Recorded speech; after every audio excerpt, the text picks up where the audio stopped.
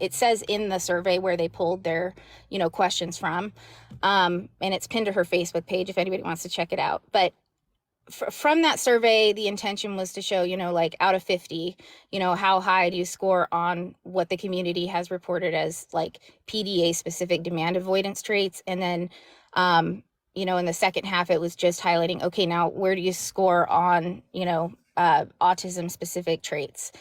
A lot of people, not tons, I would say you're right. It's like kind of a minority. I think she reported maybe around 25% did not, or 20% did not report significant, like super low autism traits, but sometimes very high in PDA traits.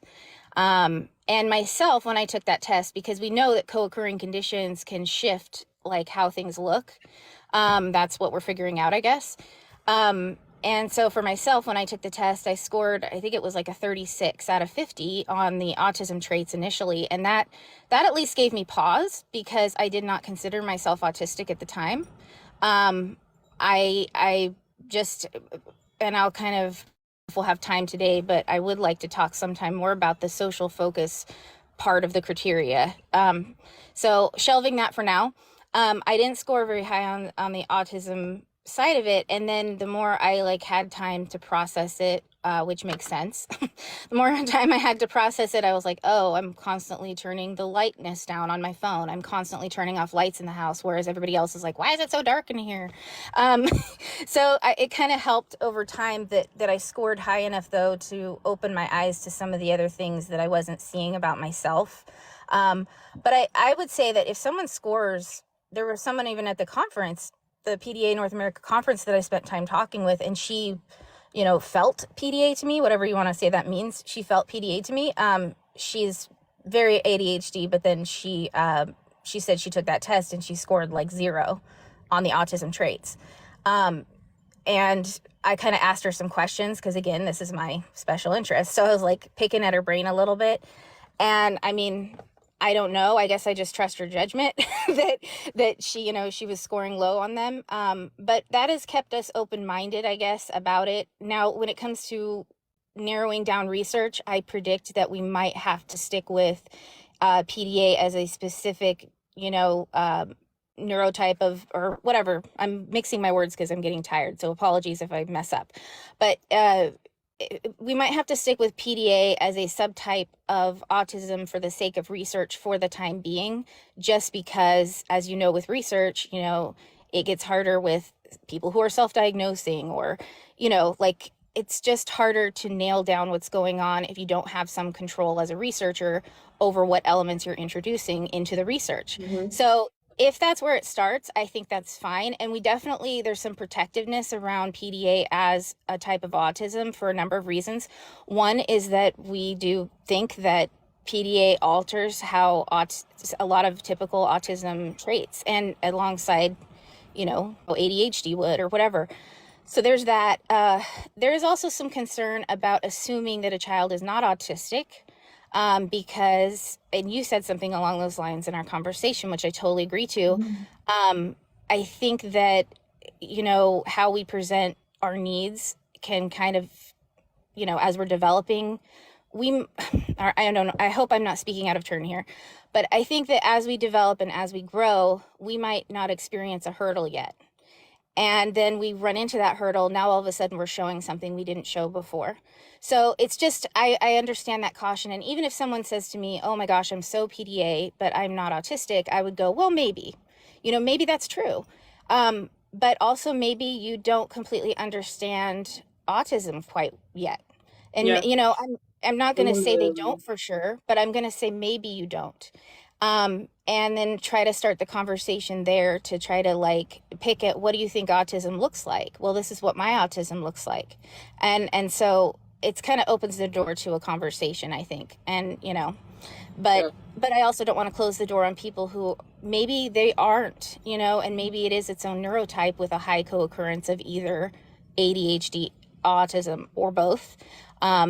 But I just want us to be able to have that open conversation with each other before shutting one another down and saying, oh, for sure, no, or this is what you are, or this is what you aren't.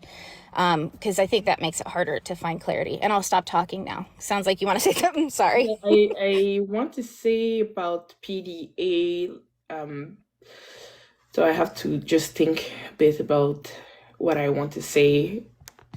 Yes, that's okay.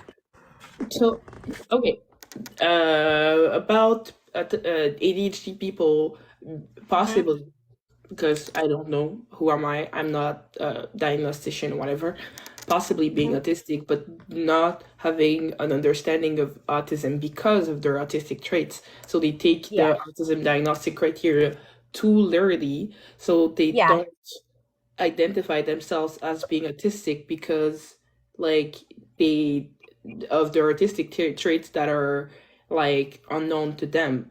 So I don't want to say to anyone that I Mhm. like I'm doubting that their diagnoses, but at the same time, I'm not since we all a lot of us all discovered that we were autistic later in life, Yeah. we can all be aware, instinctively aware with the um with the experience that our self-awareness can be limited in some aspects Yeah. because of our disability. So Exactly. that's the first point that I want to touch on. Yeah. I think on both sides, nothing is like limited for PDA research right now. We're exploring all Right. of the possibilities, but at the same time, I understand why people might have discomfort with Mhm. separating PDA traits from autism, as Yeah. PDA has so far only been researched in autistic people. So it's like, Right. how can we say that this entity is separate from Yeah. these group of people? Because Yeah. like and research, because most of the PD research, especially for children, relies Hmm. on self disclosure of diagnoses. So the researcher don't go on and validate the diagnoses Yeah. other people might have. So that might affect self disclosure, because we have a limited capacity to understand Hmm. all of our psyche, and sometimes we might not be aware of some of the conditions we have. Yeah. And there's also the issue with self-disclosure, and Hmm. there's the issue in studies of selection biases. So Yeah. the studies only tend to pick participants or parents of participants who are instinctively aware of PDA and who have been on blogs made for PDA Hmm. support. So that can um, give us a limited understanding of how Hmm. it would show up in the non-PDA identifying, or Yeah. people who are not instinctively aware of that framework. So that would be Right. interesting to have a populational based study, um, Hmm. because especially in the UK, since we have a lot of NHS data that can be used there, so Hmm. maybe the extreme demand avoidance can be given to children who are autistic, and some who are not autistic and who have other conditions, Right. to see how their PDA traits correlate with any Hmm. of other conditions. So that would be Right. interesting Yeah. research avenue for the future. But so Yeah. far, there are four studies going on PDA. I think there's two in the United States, and there's two others going on in the UK. So there's a lot Yeah. more on that we don't know. So that leads Yeah. me to discuss my other point, which is Hmm. right now I read a lot of research on PDA, Hmm. and there's a point that I find that is missing persistently in PDA, that I found explained in a lot of people's personal experiences on Yeah. TikTok and on Facebook, were externalizing behaviors versus Yeah. internalizing behaviors. So Right. I Yeah. might I just want to discuss my personal experiences with Hmm. externalizing and internalizing behaviors. So Okay. I identify myself as having the PDA profile in 2022 all the way midway 2023. Mm-hmm. I was relating to the personal experiences being told to me, but as a researcher, I was a bit more curious to see what was what did research tell us about this subset of Mm-hmm. behaviors and what I was observing. And Mm-hmm. like this is where especially also learning about the history of autism as well as subtyping, that I began like doubting Mm-hmm. my personal identification with the label, or my comfort identifying with that label, because I Mm-hmm. didn't feel like I was being represented in the PDA social media landscape. Yeah.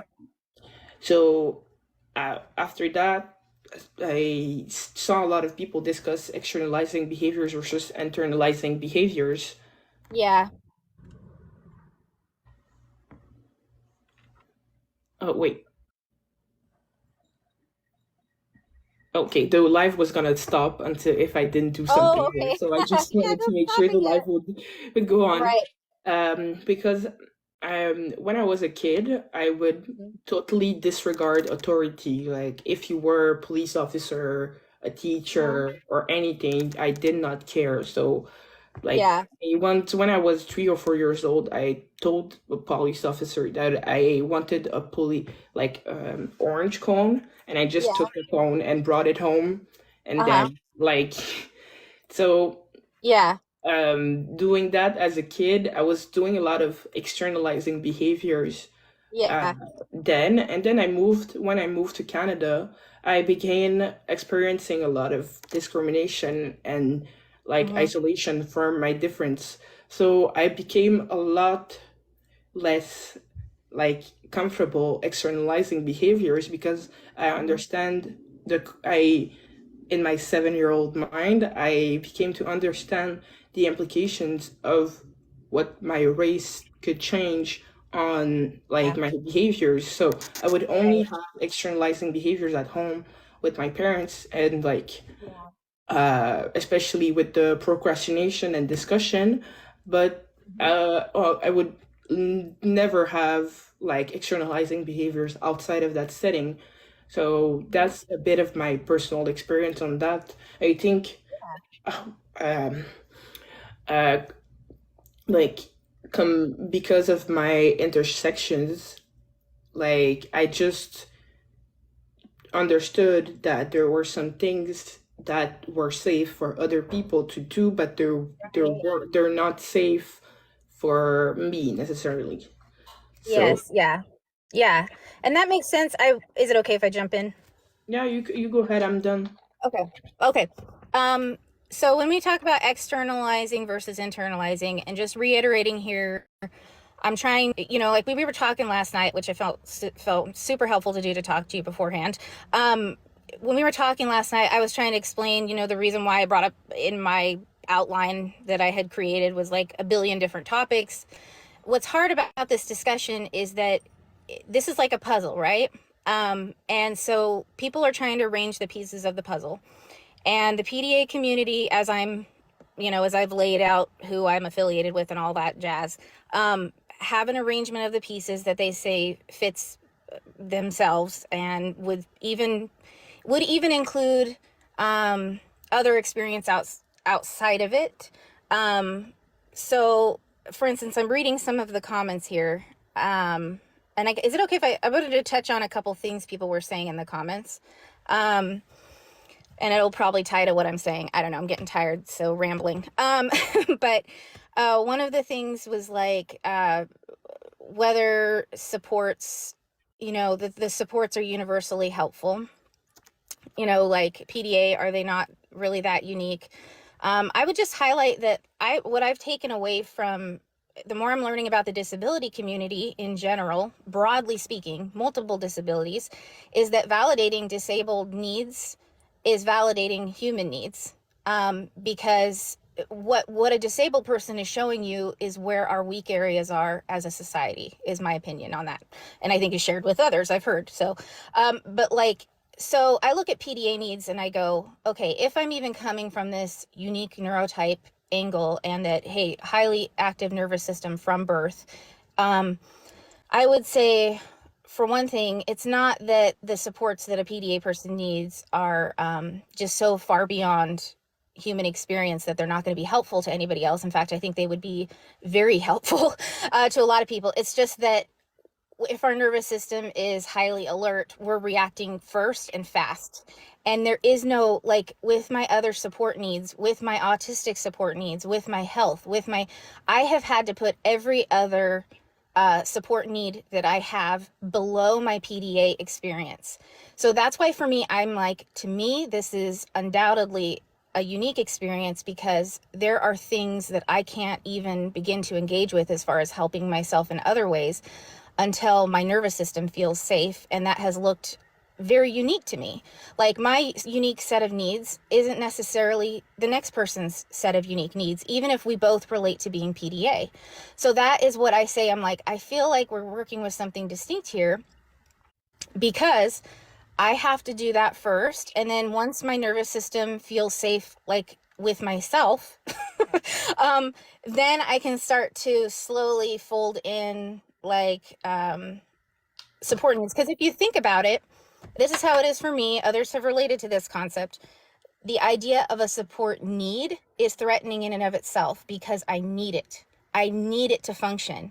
So I get threatened by this concept of needing something that other people do not. I get threatened by this concept, and it's not like, it's because I feel like, some reflection has brought me around to, like, I feel like I'm standing out. Like, I know I'm white, I'm not dealing with the color issue, and yet I'm terrified as well of standing out. I saw this with my son, where he was not flagged as autistic, for instance, during his autism assessment, which he totally is. He was not flagged because he was selectively mute, but when he was around the assessors and when he was even in school, the social strategies element, it wasn't a verbal experience for him. He wasn't using verbal social strategies. He was literally behaving. He was the most popular kid in his class, okay? But he was terrified and he was mute. And I just found that fascinating. I was like, the kids loved him. They loved hanging out with him. He was an entertainer, but it was killing him. He was actually draining away, because that desire that he had, that social focus element where he felt like other people's nervous systems were his nervous system. That's what it feels like to me. And what, others have spoken to is, when I'm around somebody, and why safety is such a huge element, is that I can't have a neutral conversation with somebody who I sense doesn't feel safe with me, because then I'm just absorbed with that feeling of, like, we're not safe. We're not safe. So anyway, that's kind of, I just wanted to highlight that real quick. And the money thing, because I'll forget, there is a lot of money in these PDA specific therapies. The advocates that I find myself aligning with, or the organizations I find myself aligning with, including Salacat, don't do it for money. There are predators out there, but I'm going to just say that there are predators in everything, like, and almost anything out there, there's going to be somebody who's trying to take advantage or approach a human need as an opportunity for profit. I myself have spent more money on my advocacy work than I have gained. It was a trigger for me to try to take money from the community, because I felt like it was a conflict of interest, and it still can feel that way. Like, I spend hundreds of thousands of hours in my, online in the support groups. I can't do Zoom very well. I can't do, because of my autistic needs. Zoom is more triggering for me and more exhausting. But I will be on the support groups, like, trying to answer questions, and I want to help people. But as soon as money gets involved, I feel it's like a burden. The And people so, that I've had the go ahead. most issues with during this whole discussion of PDA were people that are in a way profiting off of that Yes, loophole. So yes, I felt that I had to speak on that issue, because I yes, felt like the diversity of opinions about PDA and research was not Yes. well represented on Right. TikTok. So I'm like, Yeah. it felt extremely one-sided discussion and Yes. extremely like almost echo chambery, like Yes. everyone just clapping in agreement, and I'm like, Yeah. but like I don't want to be the one to burst a bubble, but Yeah. these criticism and these voices, even from autistic individuals, have existed and are Hmm. out there, and I just want people to be aware so that we can have a productive discussion that includes Right. all of the parameters that are being discussed. Yes. Like, Yeah. I just want Well, people and I to, would say, um, sorry, talking over you. especially like on it's the discussion is a lot more tense on TikTok than it Yeah. is even amongst researchers that don't agree Yeah. with one another. It's like Yeah. no one is trying to like when even these researchers that write critic literature about PDA, Yeah. they're not doing that out of like anger or like vindictiveness. They just want to Right. find an answer as to how all of that condition in that framework, what Yeah. causes it, and like to find the solutions around that. So Right. that leads me to jumping in to my Well, next subject, which is since the TikTok discourse has been extremely tense between people who do identify with PDA and mhm. people who are maybe questioning the label and questioning where it comes from, Right. like what causes it, and are trying to figure out. I'm trying to know like what can be made to Yeah. have more productive discussions about PDA on that platform and on Right. other platforms between people who do identify with PDA and people who are having questions. Yeah. Well, I was gonna, and I'm smushing things together. Apologies for doing this. But I didn't even answer your question about external, internal, which actually ties to a comment I saw about like it sounds like PTSD, sounds like complex PTSD. So I'd point out again, if this idea of it's a nervous system disability from birth, if it's accurate, that would actually fit with this concept of having reactions that are similar to PTSD or complex PTSD, because that experience, the trauma, wherever that trauma is coming from, is affected. It affects the nervous system in much the same way. So we're not trying to erase that. That is a similar observation. And actually, my presentation, which I think is going to be, or it's mine and Sally Cat's presentation, from the PDA conference from PDA North America this year, was talking about the similarities between, trauma reactions and PDA. So I want to throw that out there. And then with external, internal, again, kind of shoehorning it in real fast. We would say we can all share in common certain basic biological functions, right? And like we see similarities in, like, if someone has a condition or a neurotype, we try to find where are the similarities. With finding similarities, if PDA is unique, it's in, I start to ferret out, or I try to, investigate, like ask questions, is like, what exactly are they reacting to? Are they reacting to a perception, or are they reacting to an experience? And if it's a perception, I'm more inclined to start to think that maybe it's PDA, and especially with children who are not, like, my kids have never been in public school. I know others who have done above and beyond in providing their children safe environments, and yet they're seeing these very extreme PTSD like reactions to basic things like praise. Like, I can't say, I can selectively say good job, but it just depends on what I'm praising. My kids, I've always used indirect declarative language with them because that's what's comfortable for me. I didn't even know it had a name. But I was using that with my kids forever. And then the few times I've slipped up and just said something direct and in that imperative, like, do this thing, my kid will be doing it and will freeze. And he literally told me, he's 11 years old. He said, I was going to do that and now I can't. and I had to backtrack and talk to him in a different tone of voice. So it's just this instantaneous reaction, and he has no history with me of treating him in a, in a way that was not supportive as far as how I talk to him. And I mean, sure, I'm a parent, I'm imperfect, I'm not saying I'm perfect, it's just the reaction is disproportionately large compared to whatever imperfect parenting experiences I've put him through. He has gone through trauma, my kids have gone through traumas, but those specific traumas I felt like I could see the outcome, and then I could see them resolve as we healed from those traumas. But anyway, that was one thing. And then the internal external experience I just wanted to speak to, if what we're sharing in common is a hyper aroused nervous system, it would make sense to me that you would see a variety of different ways of expressing that arousal based on skills, like what we all feel naturally more comfortable doing or not doing. Also experiences, like you shared, you used to feel more comfortable expressing yourself a certain way, then you went through a new experience and that no longer felt safe to you, so you shifted in how you expressed yourself.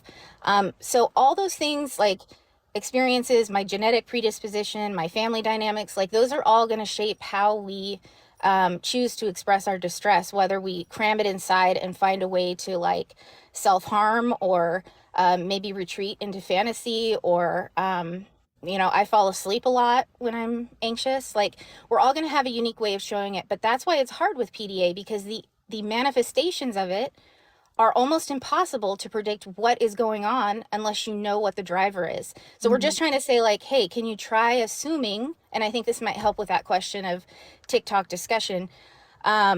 I'm not going to encourage anybody to talk to anybody online that doesn't feel safe to them, first of all. So if you're talking to somebody online and you don't feel like you can have a respectful interaction, PDA or not PDA, don't do it. Like, I'm not going to say you should just push through and talk, because to me, I don't think it's going to be beneficial to the person asking the questions. And I don't think it's going to be beneficial. You're probably not going to get very good, well thought out answers, because if both people are in that kind of like charged and defensive posture, I mean, our brain, we know this about kids, like they can't learn if they're afraid. And I think we're the same. Oh yeah, sorry, go ahead. So throughout this whole discussion, I feel like prior to discovering that I'm autistic, I was anti-racism advocate. So I did a lot of anti-racism education, and I feel, from my personal perspective, Mm-hmm. because of the fact that this identity is primarily espoused by white women, a lot of people have like uh like used PDA to Mm-hmm. defend reactions that were actually based in white supremacy. Oh, okay. And Yeah. it's Yeah. like that's a lot of what's made me a lot of discomfort, because I want to engage respectfully of that issue with that issue, but Yeah. because of who I am and what I look like when I do enter spaces, my Yeah. just the fact that I'm questioning Yes. this whole framework So, is seen as a yeah. defiance. So, like, Yeah. a Sorry, lot I of keep people excited. have not done the same type of unlearning their biases, unlearning Yeah. their white supremacist reactions, Yeah. uh, or like what are white tears and all that stuff. And like that plays out into their threat reaction, Right. It unfortunately. does. And Yeah. I wish there was something that I could do regarding that situation, Yeah. try to not be like uselessly hostile with people. Well, But then no, again, you're it's like not. Yeah. it's a That's bit not your difficult because fault. I can't like do the job of both educating on anti-racism as well Yeah. as doing the questioning on PDA. Like Right. that's just what I want to throw out there. Yeah, and I agree with you. I think that I was talking to an individual, and it's, when it comes to white supremacy and race, I will freely admit that I'm learning, I'm still kind of absorbing. I'm an absorber. And so I like try to like follow spaces and like catch things, conversations that are happening, and then try to like understand it. Which I feel like is kind of what is being asked of us anyway, as white individuals, is like, hey, don't put all of it on, like, the information's out there, go find the information and process it in privately, process it amongst yourselves, but include the voices of those involved to make sure you're on the right track. And so I'm still kind of meshing through that. But one of the things that came up in a conversation I had with someone recently was how white culture, like, is shitty in that we kind of assume that we're supposed to fawn to each other, that we're supposed to fix each other. There's not a lot of respect actually given, like, in the culture. It's just out of balance. Like, I'm like, this is a really out of balance culture where, you know, it is like a mixture of different issues going on, and it's really hard to like start to pull that apart and even to have the discussion. I would say that I'll say this. I would hope, and as an advocate, I am putting it out there as a priority, and I've noticed that others I'm working with, they share this value and they want to make it a priority, that we want the space to feel safe to talk about PDA, no matter what, demographic or race or whatever. We want it to feel like safe. So we're kind of working that out. I shared, or seen, like, Asiatu's joined the team, and they are like starting that with us to try to do that, because even if we think we know what we're doing, we need that accountability. so so Mm-hmm. that is the hope, and that to me is something that just needs to be like, that's where trust has to be earned. Like, nobody is entitled to assume a trustful relationship with somebody else if they haven't even experienced that yet. Like, if you've am I saying, is it making sense? Because I feel like I'm It is starting to making ramble. sense. It ties in with Okay. the discussion that we had about if y'all have not checked that out, the 10 principles of disability justice.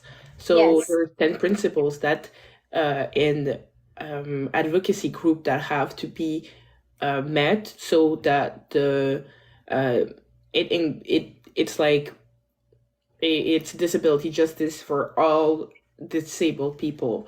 And the first Right. one is intersectionality. So Yeah. ableism coupled with white supremacy, supported by capitalism, Yep. underscored by heteropatriarchy, has Mm-hmm. rendered the majority of the world invalid. Yeah. That's so that's why we have to really take a responsibility to Yeah. have a leadership of the people who are the most impacted. And that's Yeah. why uh, which is what led my why I like detached myself from identifying with PDA. It's because I didn't feel like my all of my intersections were uh, encompassed for by PDA, that framework. So I'm Mm-hmm. hoping that the live that we made today leads to more productive discussions where people, despite of their PDA traits and Yeah. feeling distressed and threat responses, can Yeah. take the time to disconnect um, and to Yeah. like uh, really process that information for what it is. Right.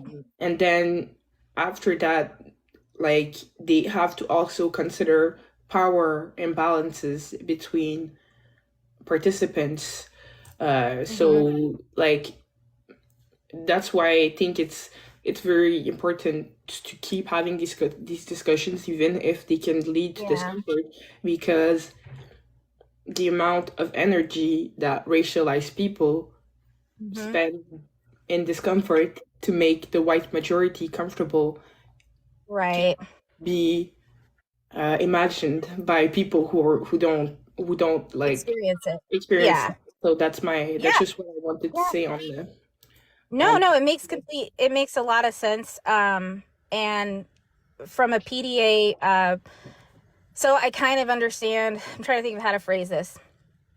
So I understand there's a couple things I feel like potentially could be going on top of this as well. So there is that, that issue. And then on top of that, I have noticed, and this is in PDA circles, we notice that sometimes there is a communication issue that is similar to what neurotypicals and autistics are experiencing. So sometimes I've watched videos where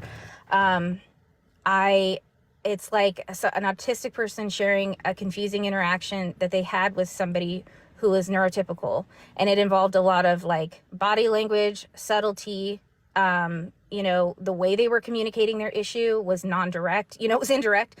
And it made sense to me while I was watching those videos where I'm like, okay, I feel like I can see the confusion. Not that I have often misunderstood like the way neurotypical culture communicates anything has had kind of a double whammy effect. And I'm going off into the shrubs here. I apologize. But like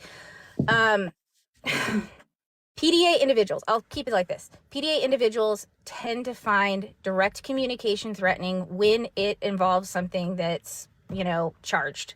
And I'm not saying that to say that it's wrong or right or whatever. I'm just saying that that's kind of what I've seen happening on top of the other things going on as well, is that they're seeing the direct communication as being aggressive.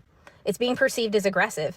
And I think it's helpful on my end of it. Like, I want to talk more about that within the PDA community, that I think it's something that we need to be aware of, that we are reacting to, because I have friends who do not consider themselves PDA after we've talked about it. Like my one friend, Matt, I shared with you, he's autistic, he's ADHD, he's got a lot of background of trauma, he's legally blind, he has a lot of things on his plate. But when we talk about PDA specific things, because we trust each other, we're kind of able to go back and forth and like have that conversation. One of the things I noticed about our friendship is that he accidentally triggers me when he's dysregulated by how he expresses it's very direct. And I'll be like, whoa, whoa, whoa. Because I feel not only the emotions that he's feeling, but the communication style is very overwhelming. And I want to put that out there as a possible thing going on in the community, because I think that if we want to make inroads and bridge gaps and try to talk better to each other, like, it's on us to find a way to make space for other types of communication. If we want to have a discussion, like, we need to make room and that could mean, just hypothetically, that could mean saying like, oh my gosh, I'm overwhelmed right now, I'm going to take some space, and then coming back later. Like, that could be a thing. So anyway, I'm kind of, by the way, I don't always look at the camera when I'm talking, so feel free to jump in with your voice if I'm not getting. But I don't make TikToks either because I don't want to be perceived. So that's why I prefer live, because it's like you have to be there, and if you're not, Yeah, that's too up to bad. you. That's up to you, mate. Like you have Sucks to to be be there. you. And Sucks to I hate the thought of crystallizing my thoughts in time, because if Yeah, you look at me about PDA like a year and a half to like a year ago, my opinion about it wasn't as rich and like informed as it is today, because yeah, and I wouldn't have made, if I were to have made content about PDA like a year from now, maybe I yeah, would have been the one to misinform people and like to right. like, so that's why I'm like, I don't want people to feel embarrassed for Yeah, progressing and what they think of that and having the one's yeah, opinion and like questioning their right. themselves constantly, because like no one's perfect, no one Yeah, has 100% of the answers regarding that issue specifically. So right. we shouldn't feel like ashamed to have Yeah. progress. Like, I'm extremely proud of people who have made content like Danielle, Mm-hmm. as a big one of them, Mm-hmm. who is really public about the progression of their thought process about that question.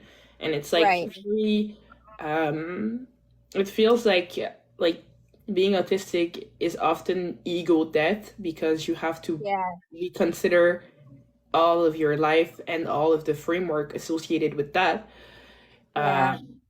um it's like I'm really admirable to see Danielle like be Mm-hmm. so public about uh Yeah. her change of or change of heart, and like not be ashamed to have had evolved opinion with that. Right. And even my friend Isabel, who still identifies with PDA, Yeah. despite the fact that like she's taken all of the considerations and she shares a lot of the same concerns about subtyping that we do, she Right. still feels to her heart that it's a behavior that explains a lot of the behaviors of her as Mm-hmm. well as her partner. So that's why I'm like, Yeah. I don't feel anyone to feel put in a corner where they have to take a Right. decision right here, right now about Right. their belief and how they feel about PDA because it's Yeah. taken me like 2 years. I wasn't like making TikToks all that time, but I was Yeah. in the backgrounds just reading research and like Right. getting everything, all the information that I could. And Right. it's then that I shared with all of you Mm-hmm. what I thought of that. But it's like Yeah. it's like I don't want to shame you guys into doing Yeah. that, being pressured into doing that on an accelerated time frame.